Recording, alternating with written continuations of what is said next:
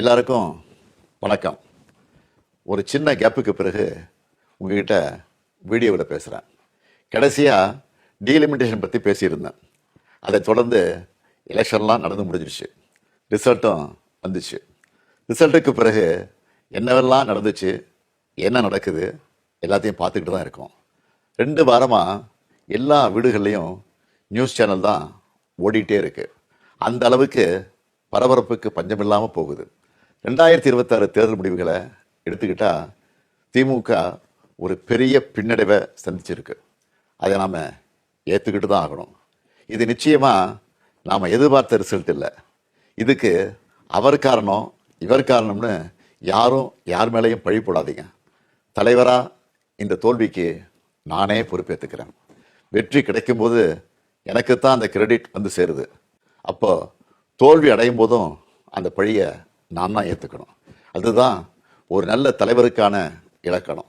சரி, தோத்துட்டோம், அதுக்கு நான் அதையே நினச்சிக்கிட்டு முடங்கிட மாட்டேன். உடனே அப்டேட் ஆகி மீண்டு வருவேன். நம்ம எல்லாருமே அப்படி தான் வரணும். அதுக்கு உங்களோட ஆலோசனைகள், பரிந்துரைகள், ஐடியாக்கள் எனக்கு வேணும். எலெக்ஷனாக இருந்தாலும் கரெக்ஷனாக இருந்தாலும் உங்ககிட்ட தான் வந்தாகணும். மக்கள் தான் எல்லாம். இந்த தேர்தல் முடிவுகளுக்கு என்ன காரணம்? திமுக இன்னும் எப்படியெல்லாம் உங்களுக்காக உழைக்கணும்னு நீங்கள் நினைக்கிறீங்கன்னு சொல்லுங்கள். உங்களோட கருத்துக்களை ஓப்பனாக சொல்லுங்கள். அதுக்காகத்தான் இந்த உடன்பிறப்பின் குரல் வெப்சைட். இதில் உங்கள் கருத்துக்களை பதிவிடுறது ரொம்ப சிம்பிள். உங்கள் வாய்ஸ்லேயே பேசி கருத்துக்களை சொன்னீங்கன்னா அதுவே டைப் ஆகிடும். நேரடியாக நீங்களே டைப் பண்ணியும் சொல்லலாம். இல்லைன்னா நீங்கள் பேப்பரில் எழுதி அந்த ஃபோட்டோவை அப்லோட் பண்ணலாம், டாக்குமெண்ட்டாக அனுப்பலாம். உங்கள் கருத்துக்கள் எனக்கு வந்து சேர்ந்துடும். அதையெல்லாம் படித்து பரிசீலித்து நம்ம அடுத்த கட்ட நடவடிக்கையை வடிவமைக்க போகிறேன். நம்மளோட அணுகுமுறை, சிந்தனை, செயல்பாடு எல்லாத்தையும் மாற்றி ஆகணும்.